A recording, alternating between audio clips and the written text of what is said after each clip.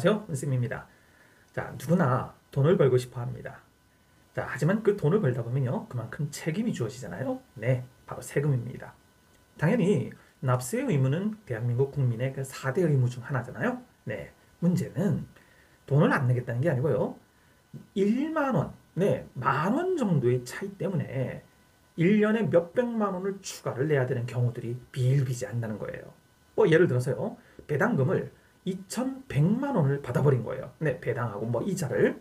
그래서 금융소득 종합과세라는 그 누진세가 붙어버리고요. 게다가 건강보험료가 추가로 매달 날라오게 돼 있습니다. 게다가 와이프의 그 건강보험료가 튕겨나가 버려요. 와이프의 금융소득이 뭐 2,001만 원이 되어버린 순간 건강보험료가 튕겨나가 버린다는 겁니다.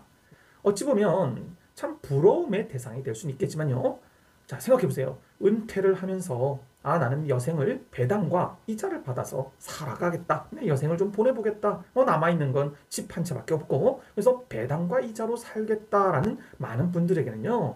청천벽력 같은 소리일 수밖에 없는 겁니다. 자, 그래서 오늘은요. 탈세를 하는 방법이 아니라 절세를 하는 방법을 몇 가지 좀 같이 한번 공부를 해보자 이겁니다. 자, 요게요. 일반 직장인들 그리고 모든 대한민국 국민들이 연말정산을 해나가는 흐름도입니다.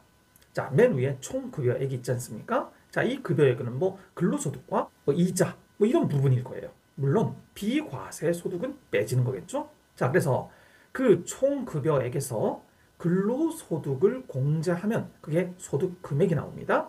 거기에서 다시 인적공제, 즉 뭐 부양가족 이런 인적공제를 빼고요. 그리고 연금보험공제, 네, 국민연금 같은 거, 그리고 뭐 기타 그 사립학교 교직원연금 같은 걸 빼고요.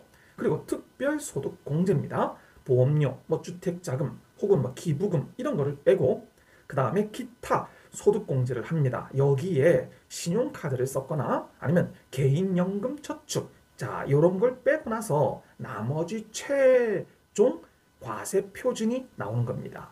자, 그럼 이 과세 표준에 기본 세율을 몇 프로를 집어넣느냐 이거죠. 6%에서 40%까지 해갖고 그 산출된 세액을 세액 공제를 하고 그리고 나서 제일 맨 밑에 납부를 하는 그런 방법이 연말정산인데요. 자, 여기서 아까 말씀드린 그 과세 표준이라는 게요. 1,200만 원 이하가 되면은 6%, 그리고 4,600만 원까지는 15%, 그리고 8,800만 원 이하는 24%, 그리고 그 이상부터는 굉장히 고액 연봉이지 않습니까? 그때부터는 35%, 48%, 최고 45%까지 세금을 떼어나간다 이겁니다. 자, 이분들은 많이 버시니까 뭐 45%를 해도 그래도 많은 돈을 저축을 할 수 있고 투자를 할 수 있지 않습니까? 그렇지만 대부분의 저희들 뭐 중산층이라 하면은 24%에 뭐 적용되는 8,800만 원 이하의 분들이 대다수일 거라 이거죠. 자, 그러면 이분들에게 조금이라도 더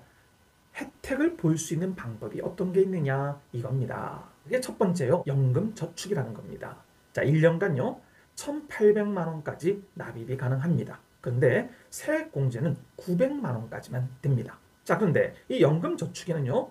그 연금 저축 보험과 연금 저축 펀드가 있습니다. 당연히 보험은 보험사에서 들 수가 있겠고요. 그리고 펀드는 뭐 증권사, 은행에서도 다 들 수가 있습니다. 그리고 이거는 누구나 가입이 가능하다는 겁니다. 자, 그리고 퇴직연금이라는 게 있는데요. 그래서 우리나라 같은 경우에는 여기 IRP 계좌로 해서 개인형 퇴직연금 있잖아요. 자, 이 부분은 누구나 가입하는 게 아니고요. 소득이 있어야 가입이 된다는 겁니다. 자, 그래서 보통 원금을 보장하고 싶은, 즉 원금 보장형을 원하시면 일반적으로 연금저축보험을 가입을 하시고요. 그리고 다양한 투자 상품을 구성해서요. 좀 수익을 좀 올리고 싶다라는 분들은 연금저축펀드에 가입을 하시면 됩니다. 자, 그런데요. 자, 올해부터 그 세액공제 대상, 즉 납입 한도가요. 900만 원으로 인상이 된 거예요. 자, 이 중에서 연금저축이 600만 원이고요. 그리고 IRP를 300만 원 정도를 인정을 해주는 겁니다. 즉 연금저축에는 월 50만 원씩 집어넣고요. 그리고 나머지 IRP에다가 25만 원 정도를 집어넣는 거죠. 물론 소득이 있는 분을 말씀드리는 거예요. 자, 그러면 이게 세액 공제율이요. 급여가 5,500만 원, 네, 5,500만 원 이하일 경우에는요. 16.5%, 그리고 5,500만 원을 초과하는 분은 13.2%의 세액공제를 해준다는 겁니다. 자, 그래서 금액으로는요. 연금저축일 경우에는 99만 원의 돈을 환급을 받을 수 있는 거고요. 그리고 IRP까지 합치면 연간 148만 원을 환급을 한다는 겁니다. 자, 그리고 2022년도에는요. 50세를 기준으로 해서 납입한 금액의 700만 원에서 900만 원까지만 납입할 수 있었는데, 자, 23년부터는요. 이 나이 기준, 즉 50세라는 나이 기준을 없애버리고요. 누구나 연 900만 원까지 세액공제 혜택을 받을 수 있게 바뀌었다 이겁니다. 물론 23년도 1월, 즉 이번 1월부터 납입한 금액에 대해서 적용이 되는 겁니다. 자, 그러면 아까 그 연금저축 계좌하고요. IRP 계좌의 차이점을 한번 봐볼게요. 자, 첫 번째, 중도 인출이 가능하냐 이겁니다. 자, 연금저축은요. 중도 인출이 가능합니다. 자, 그런데 IRP는요. 국가에서 인정한 특별한 사유, 즉 뭐 천재지변이나 사망, 해외 이주, 아니면 3개월 이상의 요양이 필요한 부상 따위를 당하지 않으면 인출이 불가능하게 되어 있습니다. 자, 그리고요. 두 번째로는요. 투자 자산을 위험 안전 비중이 있다는 거예요. 즉 연금저축은요. 마음대로 자신이 원하는 대로 위험 자산을 투자를 할 수 있습니다. 펀드도 되고요. ELS 같은 것도 가능하고요. 해외 투자도 가능합니다. 자, 그러나 IRP는요. 최소 30%만큼은 안전 자산에 투자를 해야 된다는 원칙이 있는 거예요. 즉 뭐 원금 보장형인 예금이나 채권 같은 안전한 거에 무조건 30%는 들어가야 되는 거죠. 자, 이유는 IRP는요. 한마디로 퇴직금이잖아요. 퇴직금을 운용을 하는 부분이기 때문에 국가에서 퇴직을 해도 최소한 요 정도는 먹고 살 수 있는 돈을 마련해 주기 위해서 30%는 안전자산에 투자하도록 이렇게 강요를 하는 겁니다.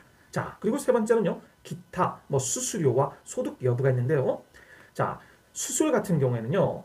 그 금융사에 따라서 조금 달라지는데요. IRP 같은 경우에는 0.3에서 0.4% 연간입니다. 그 정도의 수수료를 내고요. 그리고 소득 여부가 IRP 같은 경우는 반드시 소득이 있어야 들어가는 거죠. 반면 연금저축은 그게 아니라는 거죠.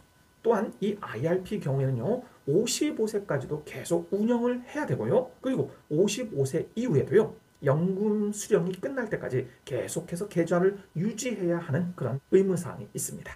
그 과세 표준 부분에서요. 저희들이 주의할 부분이요. 금융종합소득, 네, 금융소득을 과세를 해버리는 부분이 있는 거예요. 자, 그게 얼마냐? 2천만 원입니다. 네, 은행의 예금이나 그 다음에 거기서 나오는 이자 있잖아요. 즉 이자나 주식의 배당금 같은 소득을 합쳐서요. 연간 2천만 원이 넘어버리면 금융소득 종합과세를 적용해버립니다. 자, 그래서 연간 2천만 원을 초과하지 않으면요. 15.4% 즉 지방소득세를 포함해서요. 15.4%의 원천징수로 끝나버립니다. 그런데 2천만 원을 초과하는 경우에요. 초과하는 금액을 근로소득하고요. 사업소득을 합쳐버리는 거예요. 그래서 최고 아까 보여드렸던 45%까지 적용을 해버린다는 겁니다. 예, 당연히 1월 1일부터 12월 31일까지 수령 부분인 거예요. 자, 그렇다면 그럼 금융소득 종합과세자가 돼버리면 어떻게 달라지느냐? 자, 첫 번째요.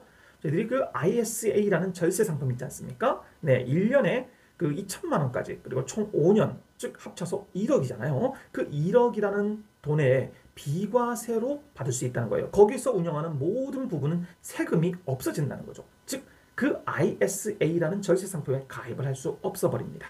자, 그리고요. 또한 65세 이상이면 5천만 원까지는 비과세 혜택을 받을 수가 있거든요. 근데 그 부분이 사라져 버립니다. 그리고 제일 무서운 게 요 세 번째, 건강보험료가 추가가 된다 이거예요. 이자 배당률이 배당 금액이 2천만 원이 넘어버리면 건강보험료가 매달 추가로 날라옵니다. 더 내라 이거죠. 게다가 와이프가 예를 들어서 제 피부양자로 들어와 있지 않습니까? 근데 2천만 원이 넘어버리는 순간 피부양자 그 자격이요 상실되어 버립니다. 그리고 따로 보험료를 따로 내야 되는 그런 상황이 생겨버리는 거죠. 자, 그래서 저 주위에도 작년 7월부터였죠.